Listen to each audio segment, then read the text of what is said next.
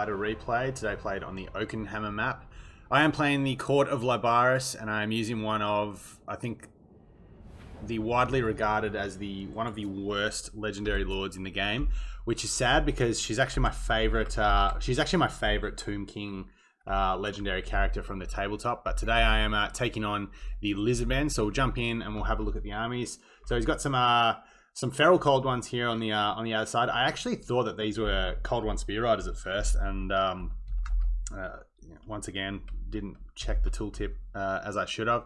He has a Saurus Scar veteran on a Carnosaur. He has a feral Stegodon. Like that pick, they are a bit susceptible to rampage, but if you are on top of things with your cold-blooded, you can deal with them quite well. They are very good anti-infantry sort of just bulldozers, and they can push through the ranks into the back line very well because they have very good mass. He's rocking a front line of Saurus warriors with spears and hand weapons sort of evenly interspersed. In the back here, he does have 3 chameleon skinks, and his lord today is a regular Saurus Old Blood, which has been fairly well stripped down. No items or anything on a Carnosaur as well. So coming over to my forces, as I've said, I've taken a bit of a gun line here. 3 units of Ushabti with Great Bow, one of them the ROR Chosen of the Gods, and Khalida with her. I think they're called. I think it's Arrows of the Asp is the name of the Blessing of Asaph, and the Blessing of Asaph, which gives a bit of a damage buff and a bit of a reload bonus to the shooting units around her. 2 units of Skeleton Archers, just for some small arms fire.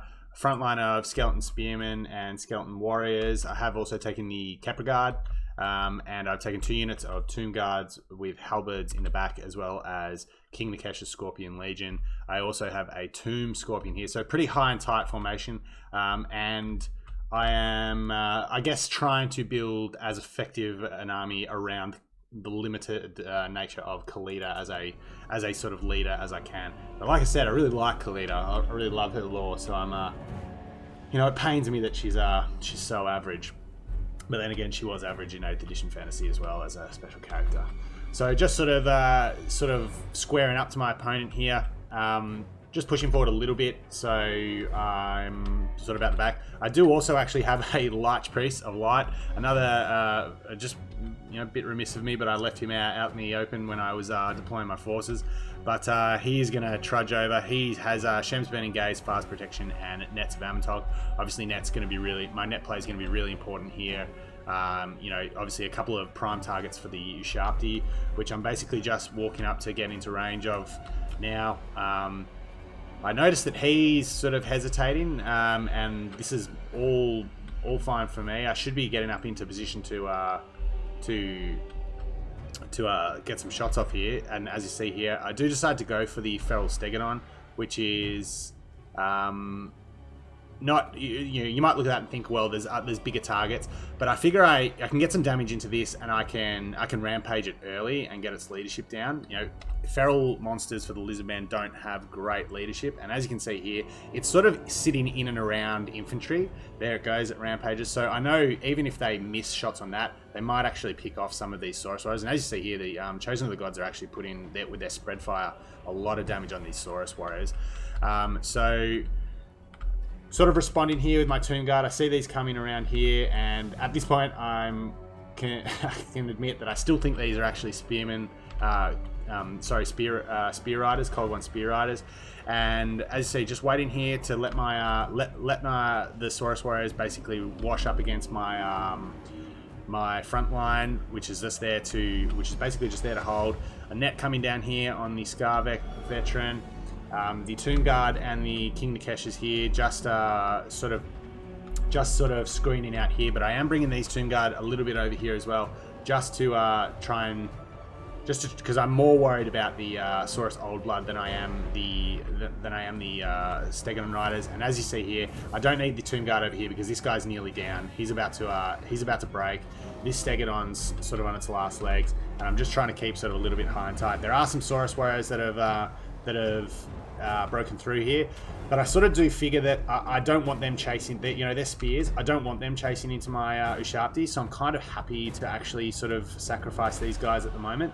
I am getting some spearmen that are going to come in, and I think these guys might actually go after the chameleon skins and push them away. Some good play by my opponent here. He shoots the gap nicely and gets in on my my Ushabti, but they are actually, yeah, as I said, feral cold ones, so terrible leadership, not great stats. They are armor piercing, so they will cause a bit of damage. Khalida's going to get in there just to lend some poison attacks to try and sort of decrease their effectiveness. The Tomb Scorpion, unfortunately, isn't trading very well with the Old Blood, but I just needed something to sort of get some damage in. I'm kind of, I know where the frontline fight is heading. The Kepragard are chewing through a lot of these, a lot of these guys. Already up to they're already up to 56 kills. They've worked through those Saurus warriors, and using King Nikesh's just to hold these feral cold ones in place as I start to retreat my my front line. So as I said, the Saurus Old Blood here has actually taken a fair few pot shots from the Ushabti now. The Tomb Scorpion's done its job and just held him up. Obviously, he wants to be fighting infantry, but in this case, it just needed, I just needed the mass to give him something to think about, and he's been pretty much worked down, and he in fact shatters. The Chameleon Skinks here, I'm not really too worried about. My opponent probably needed to bring them up and around and get them into the back, so I'm not getting the shield block chance. But I have cleaned up the back line. These feral cold ones are broken. They're shattered. This infantry's starting to get quite tattered down. My Tomb Guard are going to hold well against Saurus warriors. They have good stats and they stay in the fight really nicely. These skeleton archers have obviously just been used as a bit of a roadblock. No kills on them. I think they got some pot shots at the Scar vet, but with that, the gun line has held well. I have been able to see off the Lizardmen today, and I guess get as much effectiveness as you're probably ever likely to see out of poor old Khalida. So probably a case of the army that I took here actually counterpicked my opponent pretty well. He obviously he went without magic, so props for that. He went, this absolutely isn't a bad list against Tomb Kings, because you think about if I'd have taken Setra on a War Sphinx, or put my money into large constructs like that instead of the Ushabti gun line, then these two guys would have really had some good targets. But as it were, they didn't really. I mean, the Old Blood put a bit of a whooping on the Tomb Scorpion, but other than that, they didn't really have a lot of good targets. They'll obviously kill infantry pretty considerably well, but it's not really what you want them doing. They're designed to fight big armored targets, single monsters or characters, but some good nets, and obviously Ushabti with great bows are great for sniping those kind of things. So good game. It's always fun to use some of the not so good lords in the game rather than just rely on the Ark the Black and Cetra are normally seen as you're going to see them probably 80% of the time when you play against a Tomb King army. But so nice to try something different, and likewise for my opponent there, bringing something different here, a bit of a different force, no magic, that's cool. Feral cold ones, don't see them often, so that's cool. But a good game, and thank you very much for watching. We'll see you next time.